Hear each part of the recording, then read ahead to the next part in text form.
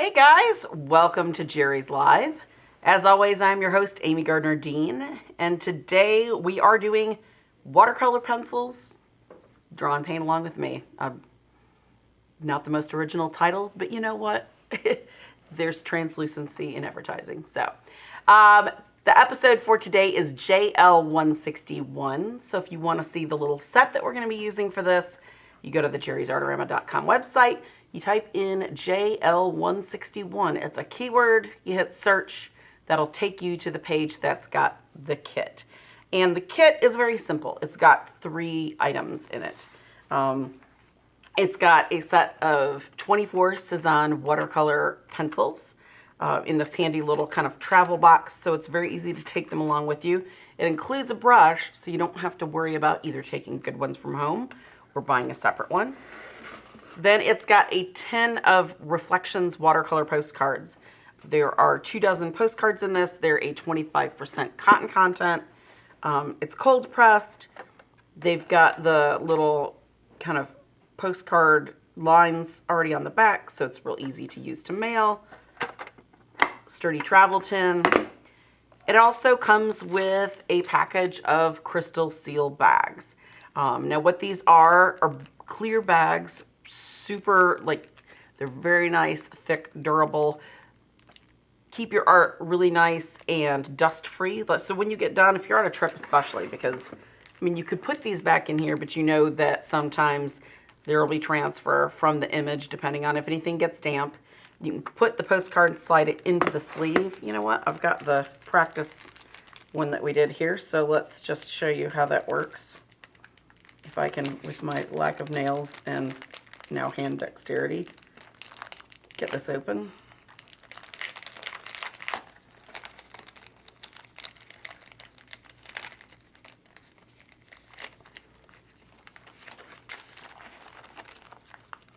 Set these over here because it's in the set, but we don't need it for doing our artwork. So we've got our postcard. You slide it in with this flap in the front where your image is. It goes down nice and clean. You peel off the little kind of tab that keeps the adhesive down. Now you can just fold it over so that excess is folded over. Tape it down. Then you've got a very nice protective sleeve for your postcard art. If you sell small artworks like this, it's the perfect way of, then you can just stick a sticker on it or whatever. The work is protected for the buyer. It's ready to go. Katie, you said that you guys sent this through the mail with this sleeve, so you could actually put this on, stamp on top. What did you guys put a sticker on for an address? No, you still fill everything out on the postcard. Oh, on the postcard. Side. Perfect. Put it on that side. You just put the stamp on the outside, and then so they can cancel it. Mm-hmm. Perfect. So great little sleeve. You don't have to put fixative or all those smelly things on there to seal your watercolor, and away it goes through the mail. So that set comes with those 3 items. So it's just a 1-item purchase. Super easy to do. You can just add that to cart if you want to check out with that, and then you put any other items in that you need, and voila, there you go. So we're going to be doing a much simpler design photo than we typically sometimes will do. Number 1, because we're going to start right from scratch, right from the postcard. Number 2, I'm flying with a clipped wing. This time I've either got a torn or a severed tendon in one finger, and then my middle one's a little iffy too. So we're going to, we're doing this because I can hold the pencil in an angle where it's not too much to deal with, but we'll still draw and then paint and have some fun. So, and I did do a practice one ahead of time, so I can give you some ideas of different ways you can use the pencil. Now, as I do my quick sketch, what I would encourage you to do if you bought the set, or if you've just got some paper or something on the side that you're playing with and you happen to already have a set of these pencils, it's a great idea to do your color chart. We're always telling you over and over what this is a very important thing, especially for watercolor pencils, because you can see they go on a very different kind of, this edge is just a heavy pencil mark, went across, and then the last third I actually did lines with the pencils themselves. So it's a much lighter application, and then I wetted kind of a third in from that dry mark where it was very concentrated, and then wetted where it was just the lines, so you could see what the difference in that application is. So then I know, okay, if I work lightly with this, this is the color I'm going to get out of it. If I work very heavy with this, this should be more the color I will get out of it. Plus, different pigments in watercolor pencils pick up a little bit differently. So you'll be able to see, does the pigment settle right away? Is it very heavy and opaque? Is it much lighter and more translucent? Does it really pick up and move with the water? Because you're going to need to know that so that when you're playing with the different colors together, it kind of already has given you those clues pre-artwork, okay? So, and with these, they don't have a color name on the pencil, they've got a number. And in this little kit, the way that it's designed, it's almost like a little sleeve. It has a legend on the bottom with that color number, and then it's also printed on the pencil. So it's helpful for putting them back in the order which these come in. But it's also helpful so that you've got a number that you can write down on your color chart. So if you would like to do that briefly, or at least get started on it, you can go back and finish it. I just did it on these postcards themselves, which, yes, I know that there's going to be people that are going to be like, you just wasted a postcard. But now I know exactly how these work on this particular surface. So that, to me, is invaluable enough. We're using it, a postcard out of it, to be able to have that information is not wasteful. It's actually helpful. Another thing that you can do when you do these, if you want to make these swatches larger and leave more area that's not been picked up, you can actually, when you just need a touch of color, touch your wet brush over there to where you've drawn on there super thick and pick up a little bit of color, as opposed to wetting the pencil lead with your brush. They want to know if they can see that up close, so I'm going to flip you to the other one and zoom in. To the side? Okay. Side's easier. Yeah, probably so. Take a second to... That's fine. I'm just trying to make sure we've got it in the... Obviously, the white is not going to be seen really easily because these cards are a nice crisp white. But you can see where the dry area is on the left. Then the middle part is that same heaviness of that dry area. And then the part on the right, on your right, is going to be the lighter area. Okay? All right. Plus, then, you know how really, like, some of these colors are super saturated. This 29 is obviously a phthalo blue because it just, like, lit right up. It's super deep. It's super staining. Where some of the other ones obviously are more earth tones. They're a little more kind of granulated. So it's a good thing to do. Trust Amy. All right. These are easy to get open. It's just not easy when you don't have all of your fingers to grab it. Okay. All right. So, let's see. Always double check to see which is the upright portion, so you're not mailing it upside down if you have that kind of, like I do. Speak from experience on that one? Yes, and I know a lot of other people that have done it and then been very upset when they're like, I did it upside down. So, all right, I'm going to fold these over because it's kind of hard for you guys to see it if I've got them down. And then I can kind of pull the pencils out a little bit more easily. And I'm going to go ahead and get my brush out. Can you show me what that above looks like so I know I've got everything in here? All right, okay. All right, that works. Put this up. Doo-doo-doo.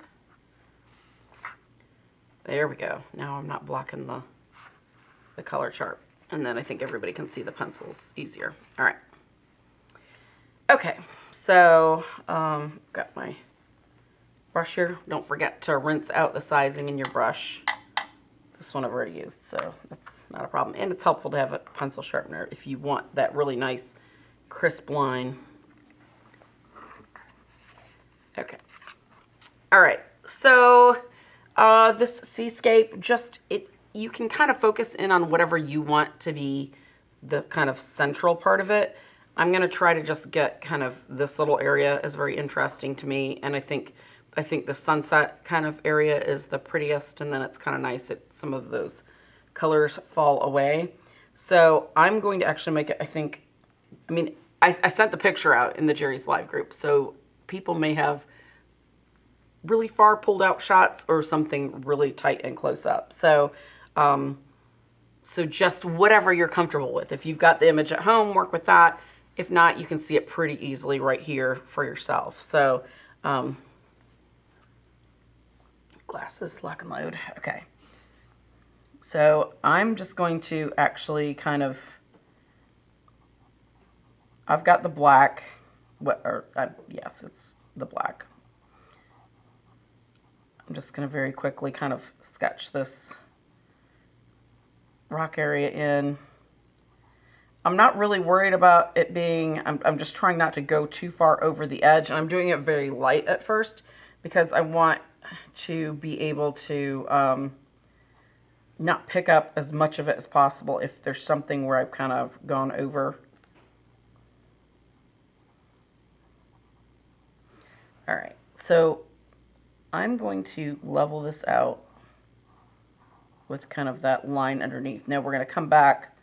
You can see some shadows in the water here.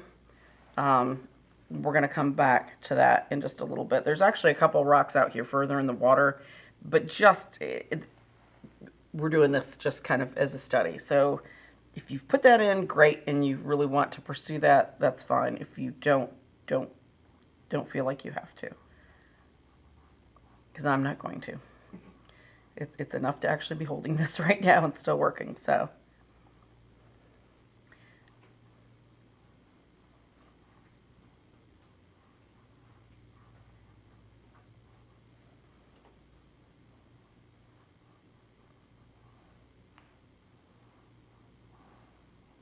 Okay. All right, now the water level is actually higher up here. Past these little rocks, you can kind of see it back behind there. So what I'm going to do to find that is take the lighter violet, the 027. I guess I should have said what the black was, but that's pretty obvious. That was the 033.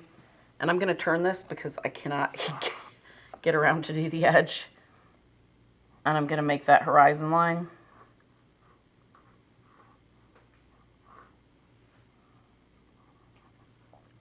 I'm going to do it a little bit harder than maybe I would normally, just so you guys can see it a little bit better. Okay, so I've got that on there. Actually, that looks like it's going up into space, so we're going to flatten this out, even that out there. It's going to be a little lower on the water line. Then I'm going to kind of draw in here where I see this kind of water area. I've lost it over here with my rocks, but I'm just going to pull that, and I'm drawing very light because there's really not that like kind of lilac color there. So I'm just going to draw super light this little sand bank here.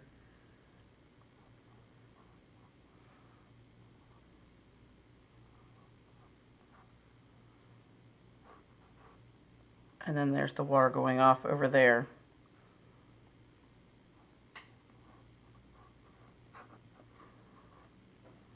Now with this type of thing, getting these angles right helps with the perspective of where you're standing. If they come straight at you, you know, as you're viewing, that's gonna be skewed. That looks like you're standing way up over it, like you're in a helicopter, okay?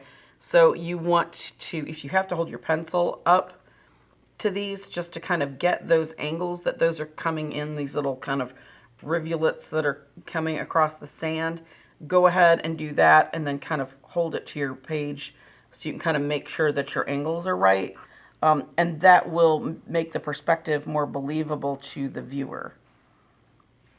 It's fine to always, you know, some people grid. You don't have to grid as long as you're good about kind of helping yourself determine those angles and keeping to them in your picture. Gridding can a lot of times, although I know it's helpful when you're starting out, it can actually slow you down. So it's better to, you know, go ahead and kind of use that pencil to determine some of those shapes. Okay.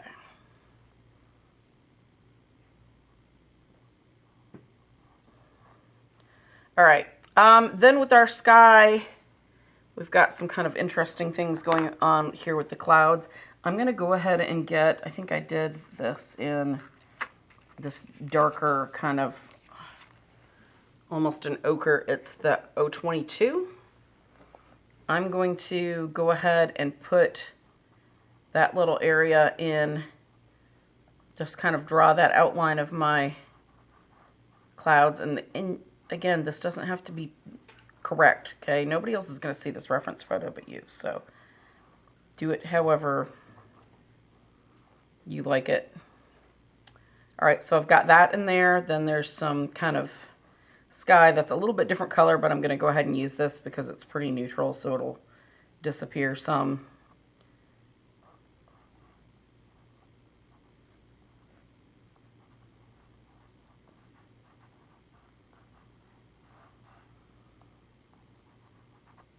Okay, my rocks are not really tall enough, so I'm going to fix this.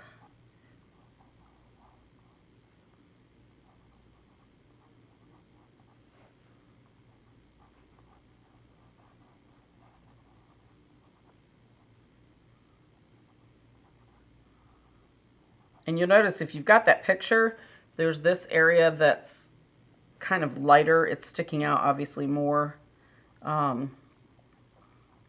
So you'll want that to be a little bit lighter value than the rest of the rocks to kind of give some perspective, so it's not just a really sharp outline. So make sure that you kind of look and see where those little bits are that there's a little bit of highlight on, and you know, add that in there.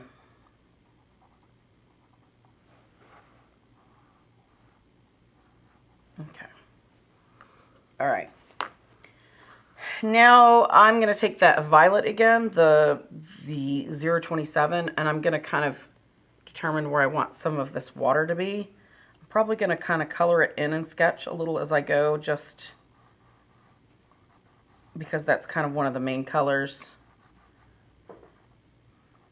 Now I'm applying this with this. This isn't like coloring with colored pencil, where you're actually, you know, trying to kind of grind the pigment into the paper to get it to stick. This is sticking to that texture. It's actually grading off dry watercolor onto your paper. So you don't have to really push it and force a lot on there, because then it might be a little bit harder to pull up if you don't want it. It's easier to always go back and add it if need be. So just kind of lightly, when you kind of feel that texture and a little bit, you can see the texture of the paper, you're probably applying enough for the time being. And I'll probably come over this with a little bit of blue as well, but I'm just going to put that down so I can kind of see where my color is going to be. Now I want this to be very light, so I'm doing it very light there. And then it's got a little bit kind of in the back. So determine where you want kind of some of those waves to be. Where you started to say something, Katie? It sounded like you had a question. Yep, 2 questions. Okay. First one is they're asking if you can say the colors. When you switch, is it possible? They're just numbers. They're only numbers. That's Only why numbers. I said it at the beginning, because I knew people would be confused. So I'm saying what it, like a lavender or a lilac or the black or what I would think you know, a yellow ochre is, but there's not, like the Cezanne does not put color numbers on any of, or color names on any of their pencils with these, or the or their colored pencils. They just do a number. So, and then somebody also asked, are watercolor pencils that are given light fast readings really light fast? I've read online that they aren't, or only when used dry. She's heard differing things about their light fastness. That's going to depend, because Kate, what you're going to want to do, like with the Colored Pencil Society of America, is manufacturers can do their own testing and give color ratings, but some of the testing results, or even the methods of testing, are not consistent, so that can be kind of skewed, probably more in the methods of testing. That's why if you want to be a serious colored pencil artist, it's wise to invest in a membership of the Colored Pencil Society of America. This is speaking for dry, regular colored pencils, because what they do is independent testing. So all of the brands they test, all are compared against each other for the exact same test. It's always done the same. It's always applied the same. It's the light is applied to it the same. So you know that this versus this versus this versus this brand, that's going to be, give you the best chance of knowing what that light fastness is. Now, with watercolor pencils, they tend to follow the same light fastness as what a regular watercolor is going to. Now, keeping it dry, it might give you slightly more because you're not thinning it out and that pigment's not soaking into the paper. But considering that when I put water, that where it was just dry versus when you put the water on it, what that really extreme change is, a watercolor pencil drawing is super dry and kind of lackluster, right? It's boring. The colors are not vibrant. It's when you add the water that it's a big deal. So if you're somebody that's really worried about long-term light fastness, follow whatever the light fastness ratings are for that manufacturer or for the pigment if they've got the pigment on there, okay? Because you can look it up on artistcreation.com. And the pigment, it will explain, what the average light fastness ratings are for the pigment. And usually at the far right, you're right, the far right on that page, it will say, especially with watercolors, because watercolors tend to be, they're not in some sort of suspension like acrylic or like oil, where it helps offer a little bit better light fastness protection from those pigments.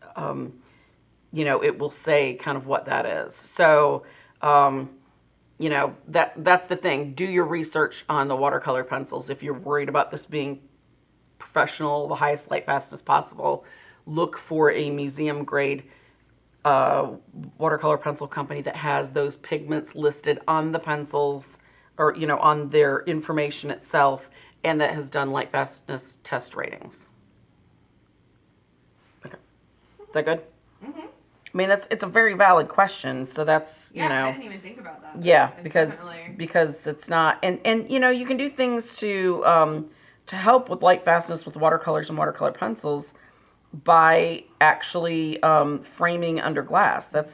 It's one thing if you're sending your friend an artwork through the mail. It's another thing if this is, a serious work that you're wanting to keep for as long as possible. You can put it under UV glass, even just putting it under mats with regular glass and hung in a place that does not get direct sunlight or a lot of indirect sunlight is going to offer a much longer, protection against the kind of horrors of light that are going to impact your watercolor work. So, something else to consider. All right, so I've got my sketch here. What I think I'm going to do first, I'm going to get what looks like the gray out. That's 054. I'm going to go over these rocks really lightly, kind of on the top part where some of those areas are where you can kind of see a little bit of highlight in them. And then we're going to go ahead and do the black of the rocks, because I think it's important for us to kind of have our darkest dark on there, which is going to be those rocks, to then know how much we need to put on kind of with pressure on our, as we work to know how heavy to apply this, because it's always lighter than you think it's going to be. Same with watercolor washes. Unless you're just really jumping there bold, it's always way lighter than you expect it's going to be. All right. So because these are, soft pigment, just, gum arabic and some pigment, it's going to wear pretty quickly. So if you want harder, sharper lines that are going to kind of show through your wash, you're going to want to keep that nice and sharp as you work. I'm using the side where it's kind of just forming a kind of a dull, flat area, because just, I like lines in mine, but I cannot do that today. That's not gonna be feasible with this. It's, can't grip the pencil and hold it at that angle. So we're just gonna kind of put this on its side and just do it almost like we're coloring in a coloring book, just a nice fill, because the kind of proof of the pudding of this is going to be when we actually wet this down. And then we're going to tweak it a little bit while it's wet, or, you know, while we are, after we've wet it down, we can actually use the brush and either use your color chart or use the actual pencil itself to pick up a little bit of pigment to kind of touch some darker areas. And if you just need a slight bit, or you can let the paper dry and you can actually just draw over it a little bit more. It's just the paper, once it's been wet, does not have that same texture to it. That little bit of cotton content, it swells up a little bit, so it doesn't receive it quite the same. So just that's something to consider. If you think you need it to be darker, but you don't want to use your watercolor brush and kind of wet it, you may want to go over it again and err on the side of caution. Now you're pushing hard enough to leave, you know, a pretty good amount of color. You don't want to push so hard that you're denting the watercolor paper itself, where it's going to kind of make your color pool in certain areas. So just kind of, you'll be able to feel that. You should be able to feel how heavy or light you're pressing, and avoid, you know, mashing that kind of cold press texture down. Yeah, actually we're asking, like, how many layers do you think that could handle? This paper? Mm-hmm. It's like any other kind of mid-grade watercolor paper, you know. It's going to be able to handle a pretty fair amount of watercolor. It's just, it's the saturation that the paper pulp paper, you know, majority of either paper pulp or partial paper pulp can't take as much kind of over and over saturation, right? So it's gonna be like most average papers, you know. And with this, you're not doing washes and washes. You're actually applying color dry, so it's a little bit of a different technique.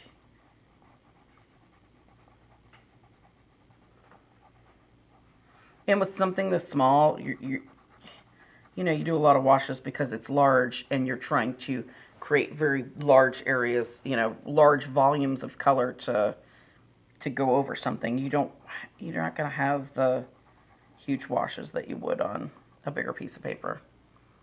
Okay, so I've got that there. There's this little shadow that kind of comes down here, so I'm going to, it's pretty dark, so I'm going to kind of run that there. All right, there's a little bit of kind of, in this little eddy of a pool, there's a little bit of black. I'm going to sharpen that because it's too...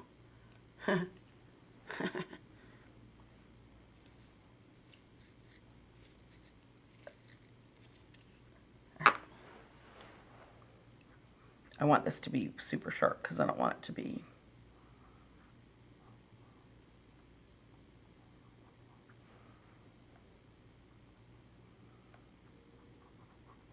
And I'm going to apply the lines going horizontally, just so if I do get any texture lines, they go that way as opposed to the other way, so it reads as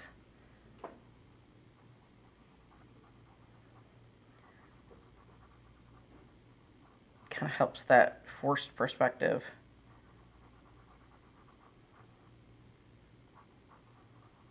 Okay.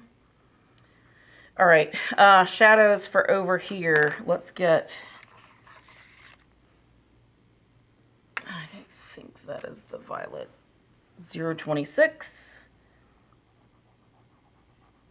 Give it some darkness at the bottom of that. So you've got your cast shadows. Kind of look at what that texture looks like.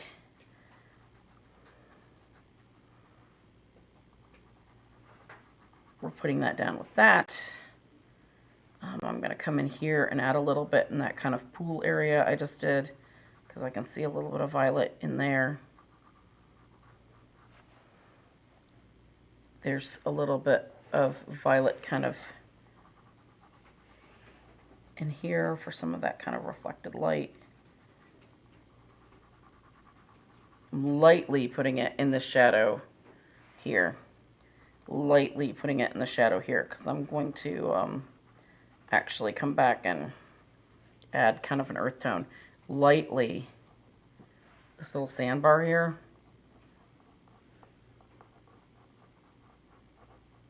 Following those contours of the sandbar. Lightly, lightly in this little sandbar. That little area there. It's really not, it's pretty bright up here. Gonna give it a little bit of dark down here because that's kind of dropping away.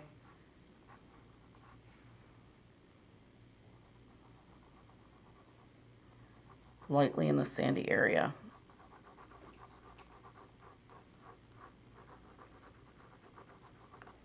Okay.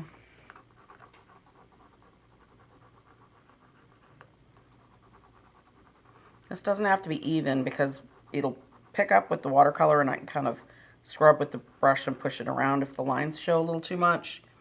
Let's take that lavender. See how we've got kind of the sky up here. Let's go ahead and color that part in. And again, it doesn't have to be exact, just get it in there. And you don't want to push super hard like those shadows because you want this to kind of be softer.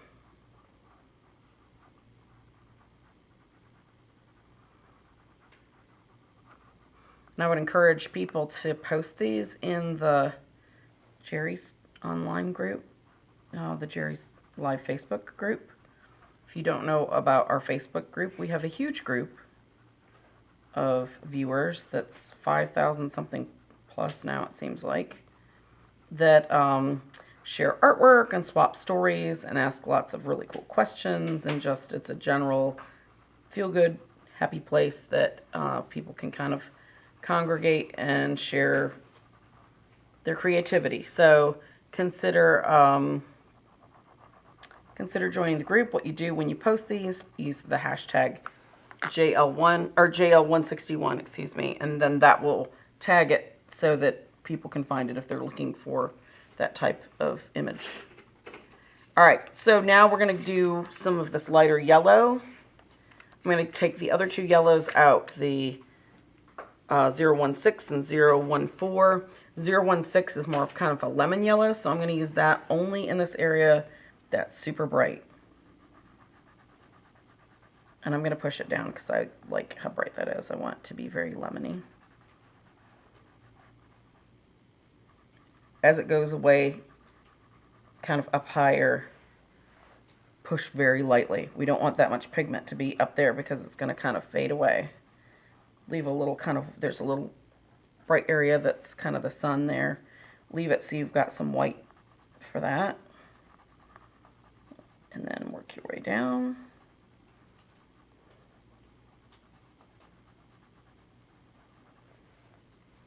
Ooh, it's really light. Hopefully it's not that light for them. It's kind of light on this monitor. All right, then that little bit darker one, the 014, I'm putting over it there. And then I'm going to pull that down here. I can still see my drawing, so that's fine. But I want this to be covered, and then we're going to kind of go back in with a little bit of an orange to make that darker.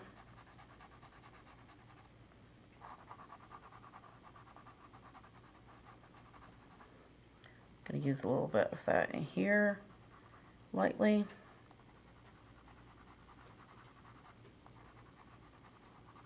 Kind of those open areas. You can really see some of that in the water. You've got a lot of reflection in the water.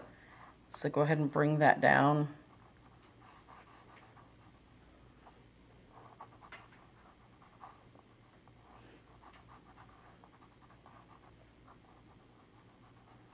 Try not to get too much of it mixed with the violet, and we're going to really be careful as we add that water to not mix that together, because otherwise it can make kind of a brown. You've got this water here that's got that brightness, so go ahead and use that little bit darker yellow.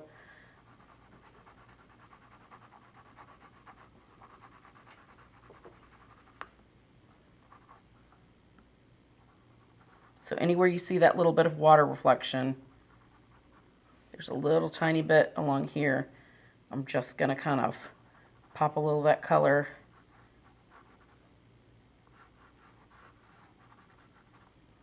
in there. All right, and something to mention, watch your hand if you're right or left-handed. Okay, that's a given. You're going to be a hand, but just watch that you're not dragging your hand through this, because any sweat, you know, or just moisture on your fingers is going to start picking up that pigment. I just noticed that I've got a little bit of a smear because I've got a slight bit on my hand, but I'm not going to wash it because then it's going to be really bad. So I'm just going to kind of wipe that off. All right, so now grab the peach color real quick. There are two peaches, kind of a, there's 035 and there's 036, okay? See how nicely those play in with that? The 036 is almost orangey. So we're going to come back in here, and with a lot more pressure, we're going to go over this kind of dark area here.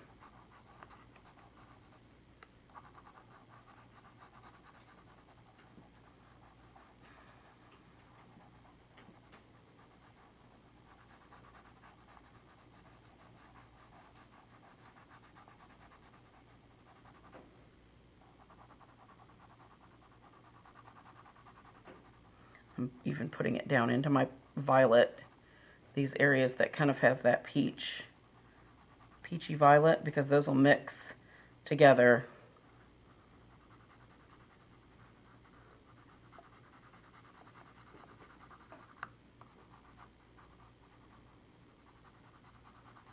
Putting it over that yellow over there, because it's kind of more of an orange sky. We'll come back in with a little bit of orange too. We're just going to go ahead and mix these now with our layers. All right, and then we've got a little bit of, you can see it warms up in here. So we're going to come in there with that peach for that kind of cast light. Anywhere you see that light getting heavier, go ahead and kind of add some through there. Remember that the water goes this way. It's not coming towards you. Don't make the lines towards you. Make them go horizontally.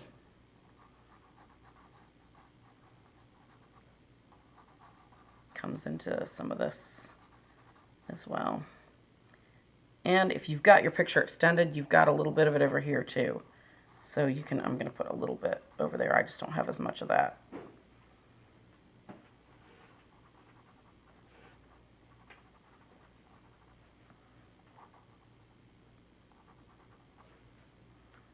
Okay.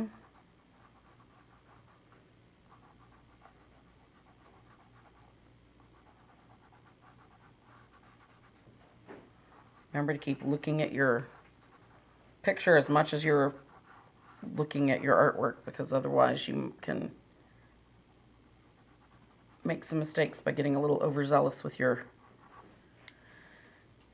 coloring. Okay. They'd like to know if they can get an up close of the a zoom in on the card. So if you want to. Yeah, I'll slide it up here. Oh, I was going to do it on the side. Oh, wow, that would make more sense. Is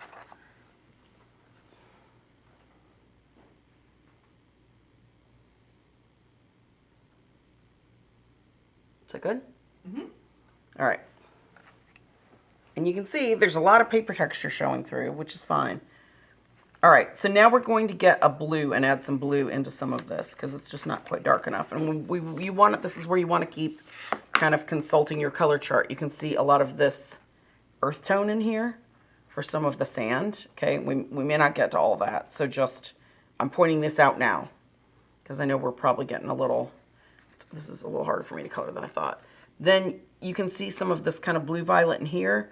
To me, this 040 would be a better kind of color because it's a much redder blue. Okay, these are very green blues. So I'm going to want to use some of that 040 in there. So let's very quickly, I'm going to put it in that shadow of that rock just to kind of help with that. I'm actually going to put a little bit up in the rock just to make it cooler in that shadow. Then you can really see it in through some of this area.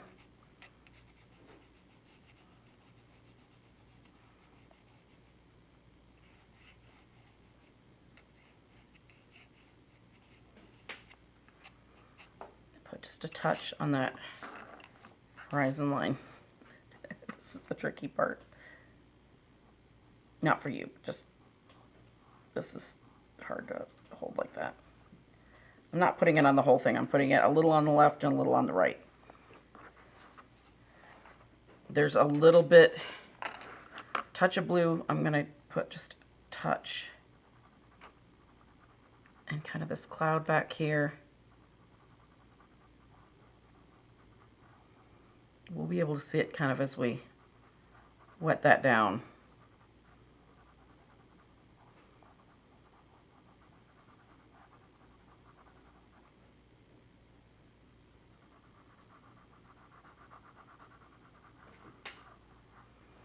Okay. There's a little bit of kind of right there at that back of that black. Put a little bit of that there. And some of these, it's a set of 24. You're not going to find the exact color. So you may have to make some color decisions when you're working with watercolor pencils where either you're mixing it together.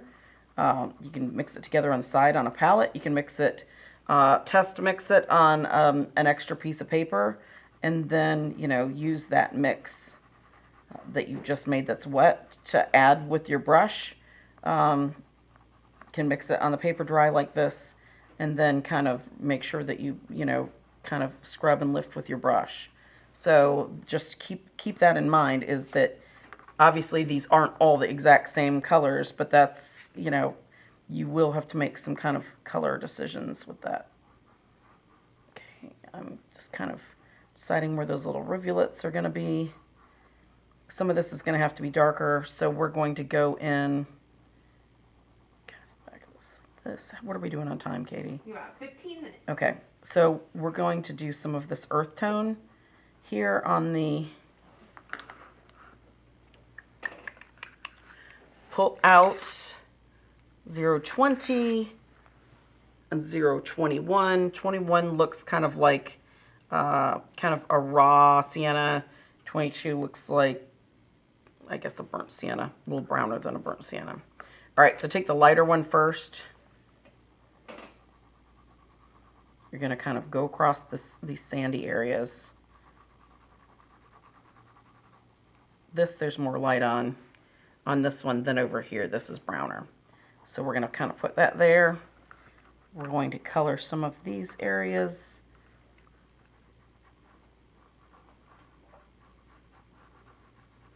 We did have somebody ask if you can use two different colors to create a new shade. So can you blend them? That's what I was just talking about. Okay. That they can either mix them on paper and wet them and use it like as a paint itself. Like you could put it on palette paper, you could put it on just a slicker paper, on Yupo. I mean, you can put it on this, but some of it's going to absorb in. They'll mix. They'll mix. You can use your brush to scrub it. Let me show you on, if you zoom in for a minute, I'll put it right here. Let me move this away so I don't. I'll tell you what, I'm just going to grab another card. I'm not being wasteful. This is, you're learning. People are always like, you just wasted, oh my God. No, don't, it's fine. You can push it up just It's a fine. little bit? Yeah, I just don't want the water to run down. Okay, so let's do a, okay, let's do this. We've got kind of a lemony yellow. That's the 016. I'm gonna do kind of this foresty green. Can you scooch up a little more? Do I need to zoom out just a tiny bit? Perfect. Okay, I just don't want to dent my I know. thing. That's fine. Okay.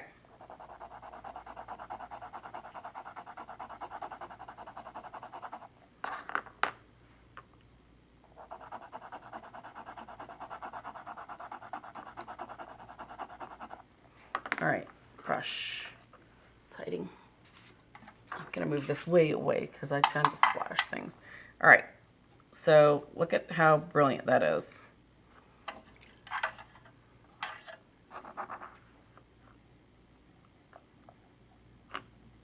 So I could do that and pick it up from these two and make my color in between, right? See that? Or this has been blended together. And sometimes it'd be good with something like this to either have a little bit stiffer brush. This is a synthetic, like a synthetic, just a sable. It's a Taklon, but it's supposed to perform like a sable. See how that's lighter? It's yellower. So let's try something that's a little bit darker. Let's do kind of that phthalo blue. I'm gonna, with this, because remember, phthalo is bitey. It's gonna be bold. So I'm just gonna go very light like that. Then I'm gonna take that lemon yellow, because it's a cool yellow, right? It's more green.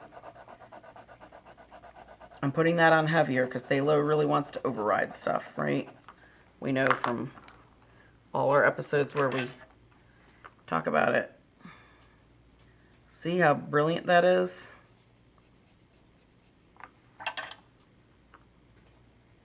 See how that's a much brighter green, right? Okay, but now I'm going to do the phthalo by itself so you can see what the difference is of that. Let me make sure I got the right one. 29. I need 26. Oh, that was 29. I forgot to write the other one down. Okay. All right. I'm going to do light over here. Then I'm going to do heavier so you can see that difference.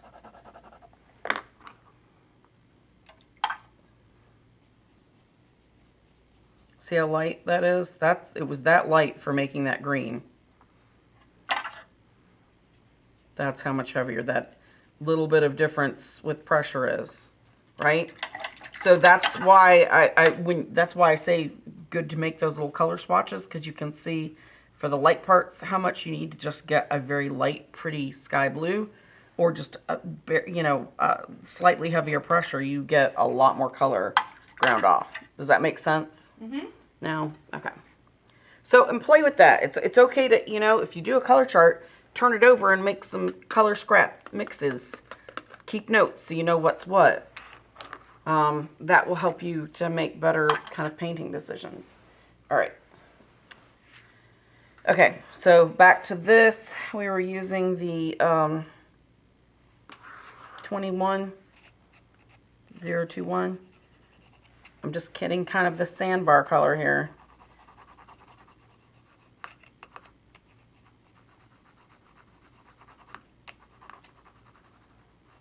I'm sorry, I'm scribbling because I want to make sure we get to where we can talk about how to mix these on the sly. Okay.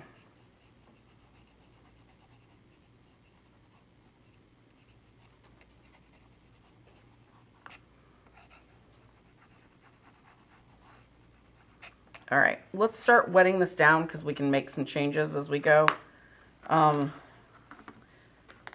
see, there was one more thing. I added a really light blue. Let's take the 30, which is this lighter blue. Are you using the side of the pencil in your color just to cover Yes. a wider area? Cover a wider area, and it makes it softer and duller so you don't get the lines when you wet it down. And I can't hold it right now up like this either. So, okay, I'm just barely ghosting that little bit of blue into the very top. And I'm going to ghost it down into that orange a little.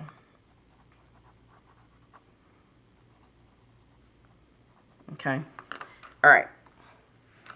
So let's wet this down because it's kind of dull and dry and hard to really see. Slide that up just a little bit.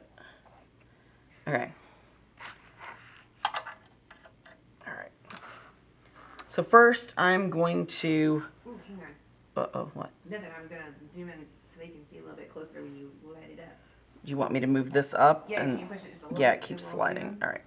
Because this is the best part. Okay. Is that good? Okay. I can do it a little tighter. All right. It's very pale on the screen. So first I'm going to do the yellow part, and I'm only doing the yellow part. And I'm just touching and pulling a little. I'm not trying to mix the colors right now. And I've got a relatively dry brush. That means I'm kind of wetting it, and then I'm either pinching the moisture out of it, which I mean, when I do that, I'm taking it and I'm doing this and pinching that little bit of moisture out, or I'm kind of, you know, scraping it off on the side of my bucket. I'm going to take a little wetter brush and I'm going to scumble it up into the sky where it's going to pick up that little bit of blue. I don't want it to be really wet because it will make it way too kind of too well mixed. All right, so this area, see how much darker that is from that heavier application that we did?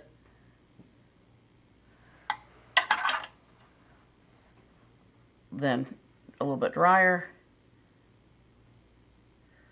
Going down into the peach, kind of the orangey color. See how much brighter that suddenly is? And if it's not as bright as you like, there's something that we can do. Let me wet this down and then we'll kind of play with it.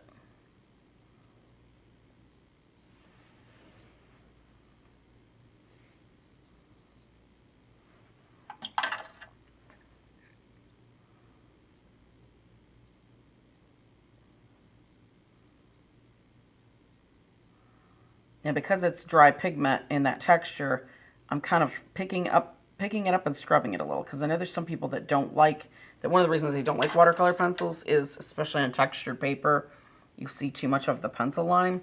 Some people love it. Some people, that's their favorite part of it. But it's just for the way that I've applied it. I sometimes like to have that heavier line, but with the way I've had to apply it, I don't care for that. So I'm going back into these kind of little pinky purple areas and hitting those first.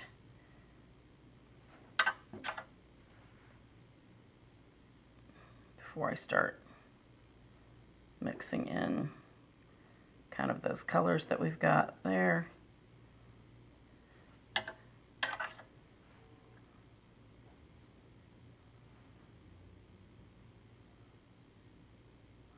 Going right up to the edge of those rocks and stopping, because if I go any further, it's going to pull up color from that. So I want that to kind of dry more. Okay, so I would like this to be more orange. So instead of really waiting for it to dry and putting some orange on, I'm going to actually wet this and pull some up while that paper is still wet. So I'm just using it like a watercolor, taking a little bit with my brush. See how brilliant that is, just right off that.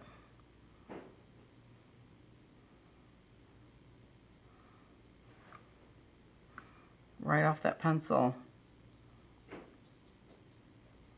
You can really get a lot bolder color. Okay, I want a little bit more of that darker kind of peach color over here. So I'm using it again like that. You can definitely tell there's some white in this because it's a lot more. In using it with that brush, I can see a lot greater opacity. Now I'm going to go back into that little bit of kind of dark and kind of blend that with that part that I just wet down. Now I would like the clouds to be a little darker. So again, while this is wet, And you can do this on the drawing end and really get that saturation. You can do it on this end. You can play back and forth where you kind of put the drawing down, but you aren't sure what you want where. And then you can do it more like a painting than a drawing. It's just entirely up to you. That's kind of the beauty of this medium, is that it's so easy to play with. It's very versatile.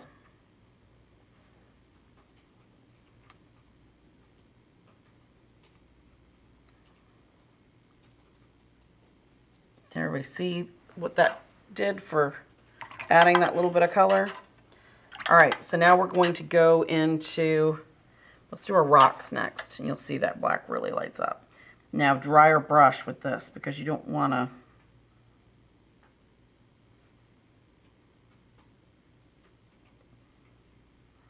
kind of push it around everywhere. Go over those gray, kind of lighter gray areas first. You can kind of see, make that your lightest lights. And go only to the edge. Don't go, because you've got kind of still wet on your card, right? Leave a little bit of room. It's okay if there's a little bit of a dry spot. You can always go back once it's drier and kind of blend that in if you like. You may have mentioned this, but I'm not quite sure, so I was trying to understand the question. No, that's fine. Somebody on Facebook was asking if they were re-wet if you add new layers. Like if you, I guess, layered. Yes, just like watercolor. This isn't. It will pull up this through isn't the bottom. ink tense. Oh, and that's what confuses people is ink tense. Pencils are inks, so that are, you know, wettable, but then once they're dry, they're dry. Dry. So most people think, oh, well, colored pencils or watercolor pencils are like that. They're not. Watercolor pencils are just like if you did watercolor.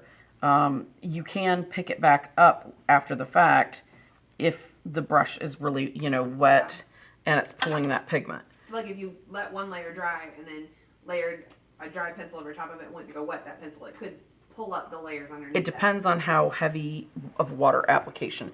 If you do what's called dry brush, which is just you wet the brush, you pull most of the moisture out, and then you're just applying a very small amount, it's probably only going to touch the top part.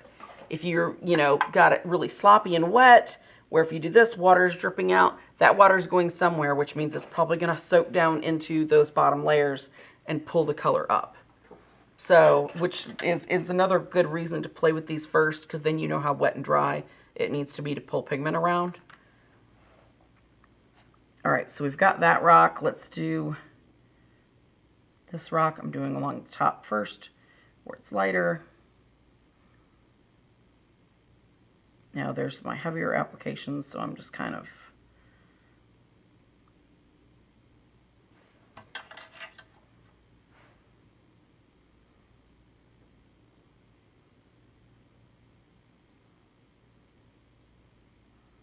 see the violet that picked up in that.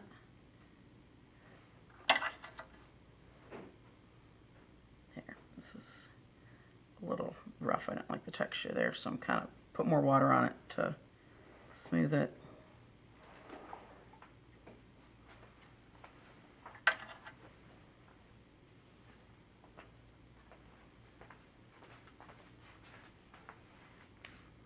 Thank you.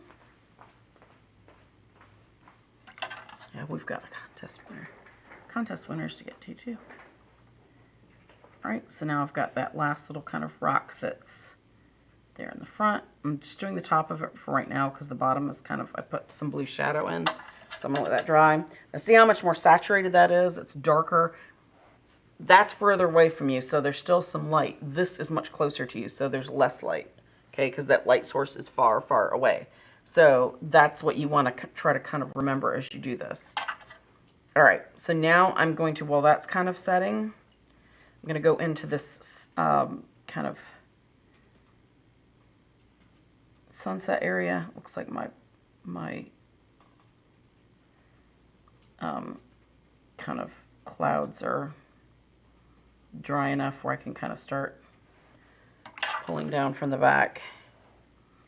Okay, I'm going to first do kind of more the yellow area on the water. I don't want to pick it into other colors yet.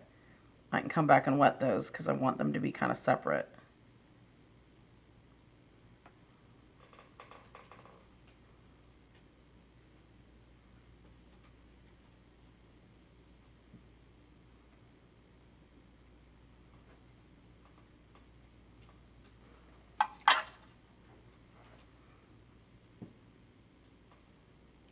back in here and make that darker. It's not as dark as I would like that to be.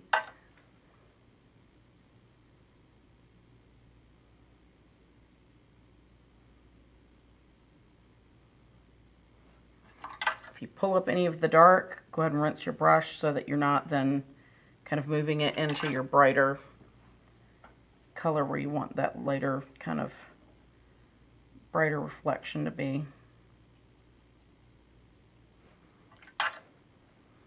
Okay, here's our little kind of edge of our sandbar coming in here.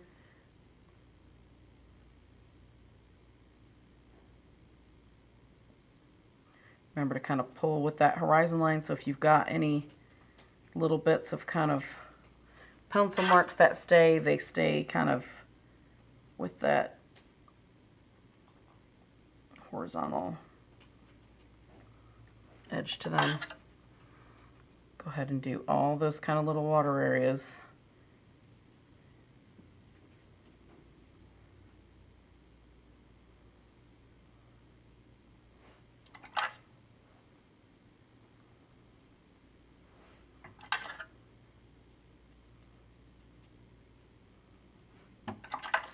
Okay, now I'm going to start into the kind of the sandbar here real quick. And we'll go back with a little bit of brown to kind of darken that up.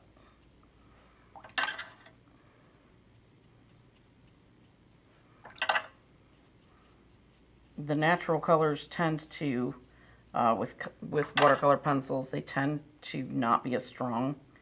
I think it's just in how they make have to make the leads. You can't put quite as much pigment in it, so you sometimes will need to just paint straight with them. I've noticed that with other brands. It's not anything specific to this brand.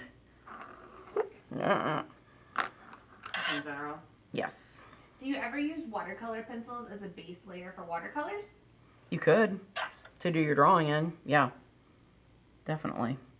Okay, I'm gonna come in here and do my shadows. Slider out here, so let's kind of hit that first.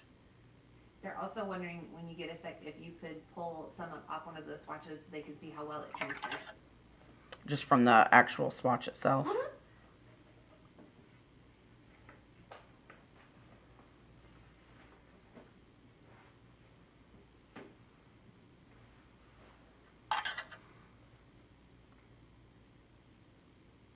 Okay, here's a little bit of shadow of that rock there with that cooler color.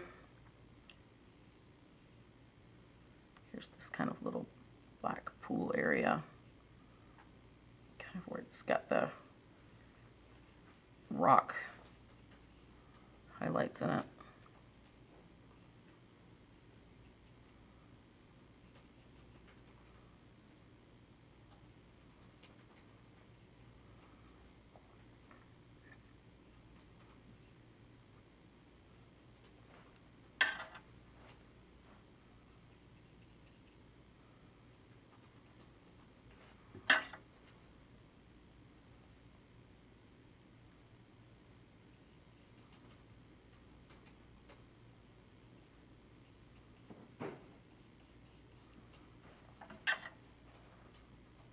Okay.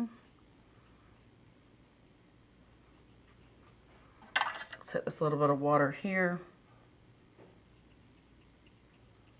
That shadow. It's a nice deep shadow. Now I'm going to hit all these little areas where I've got a little bit of color.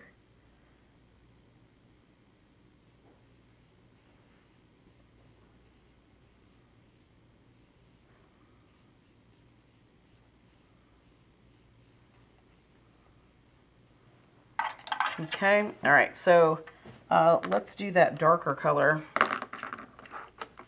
and then we'll pick it up. How's that sound?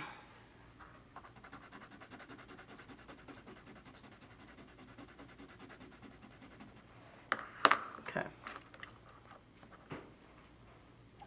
All right, so I'm just going to do this, and then here's the deposit over here. See how that really picked a lot of that color up?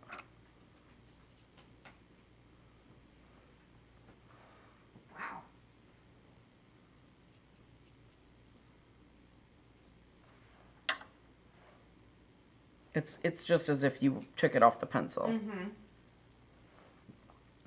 I mean, you could go on a trip, and if you made enough color swatches and kind of knew about how much color you could get off each swatch, you could just have it in a separate notebook or in a sheet on a piece of watercolor in a actual binder or something, right? And then just use it and pick it up. You wouldn't even have to take pencils with you. Like if you were afraid they would get going somewhere that was really rough, you were afraid they'd get broken, you could just make little color cards, almost like watercolor sample cards, like Daniel Smith makes, where there's the little dots. The dot cards. Mm-hmm. It's possible to just make them like that. It'd be nice if you had like tuck it into that little tin and take everything with you in your. Mm-hmm. Okay. Just gonna do a couple of these little bits of the land down here that are kind of.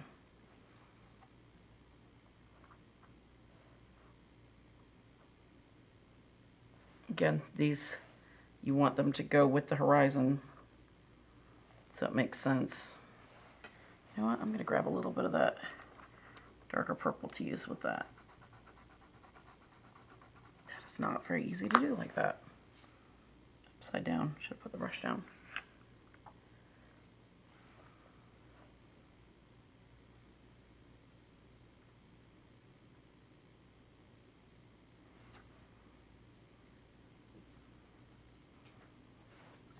Put a little bit darker shadow in here. Okay. Anybody have any more questions? I know we're getting really close, right? We're about 10 minutes past, but it's okay. Oh, well. Okay, well, last questions, and then we'll do the winners for the contest. Are there any? I think you've got most residual? of it. Somebody was asking Okay. if you accidentally use too much water, can you blot it? You can use sponges on it. You can just, it's watercolor, right, guys? So just because it's in this doesn't mean that it's not going to be able to work just like regular watercolor. So you can pull stuff up and all that. You may need to, if you like applying it direct from the pencil, you may need to wait until it dries to then go back and fix it. You know, put color back over it if you've picked up too much color or whatever. But definitely you can do that. That's not a problem. It's still watercolor. It's just in a pencil. Any other questions? Let's see. You can see the practice one I did in this. I really went back and did a lot more playing with the color with the brush. But it's very similar.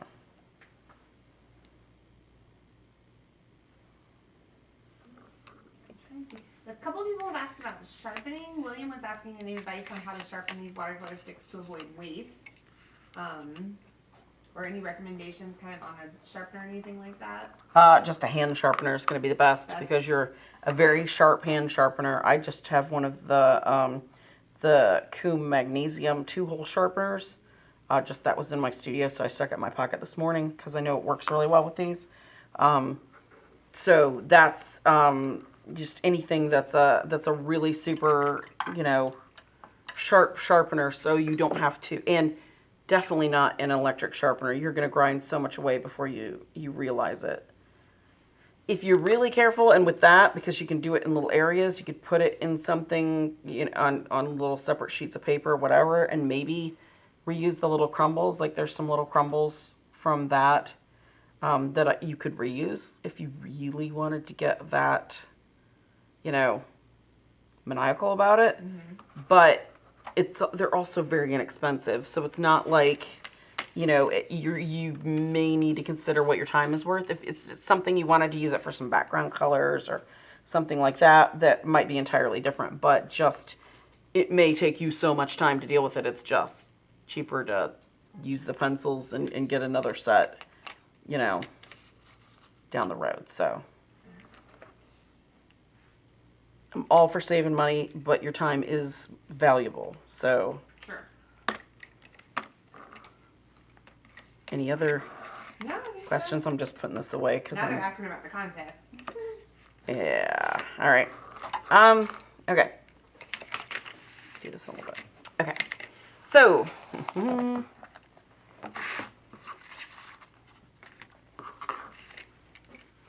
All right. So the contest was collage. What's next? Well, I see it. We'll do that next. Okay. So for collage, 3 winners of e-gift cards. This is third place. It's Nancy Smith. Yeah, I'm working on it. There we go. Oh, perfect. Right. Nancy Smith from Chapel Hill, North Carolina. Right up the street. I know, that's crazy. This was really beautiful. And sometimes when you're printing, it just does not come out like it does on the screen. And the colors in this were just marvelous, and the textures and all that. It's very, it's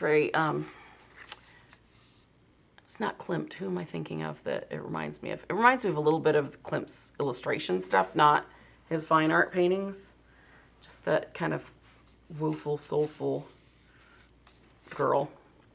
Number 2, Violet Davenport of Farmington, Connecticut.